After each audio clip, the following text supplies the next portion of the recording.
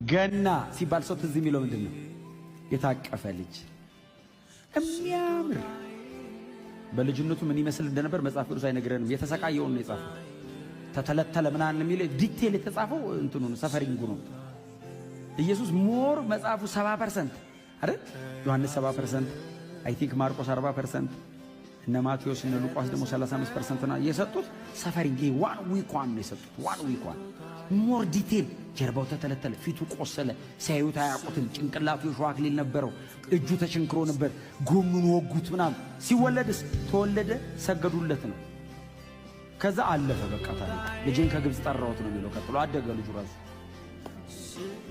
እኛስ እናትና ልጁ ጋር በጣም አባትና ልጁ ጋር ቆዩ። ሳልቬሽን ያለው እሱ ጋር ነው። በደንብ አሜን በሏ። መጽሐፉ የሚቆይበት ላይ ቆዩ። መጽሐፍ ቅዱስ ጋር ሆኑ። እናንተ ሰምታችሁ ያብ ምንም ነገር ልላችሁ የሞከርኩ አይደለም። እናንተ እየተረጎማችሁት ነው ምስጡ እንጂ ምንም ልላችሁ የሞከርኩ እውነቴን እኮ ነው። በእውነት እኔ ምንም ልላችሁ አይደለም። መጽሐፍ ቅዱስ የሚቆይ መጽሐፍ ቅዱስ መስቀሉ ጋር ይቆያል። ቆዩ። እሱ ሲቃዩ ጋር ይቆያል። ቆዩ። ቤዛነት ይኸው ጳውሎስ ተወለደ አለን። አመስግነን ተወለደ ብለን ሳንጨርስ የተወለደው ከሕግ እርግማን ሊዋጀን ነው ብሎ መስቀል ጋር ወሰዱ። ወዲያው ተወለደ ብለን ልንል ስንል ሊዋጀን መስቀል ላይ ሊሞት ነው አለ። ሊዋጀን። ምክንያቱም ኢየሱስ የመዋጀት ሥራ የሠራው መስቀል ላይ ነው።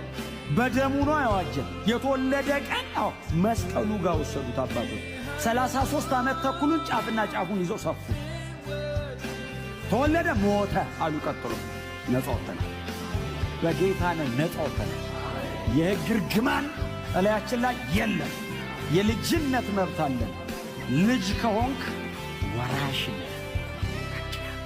የእግዚአብሔር ወራሾች ነን።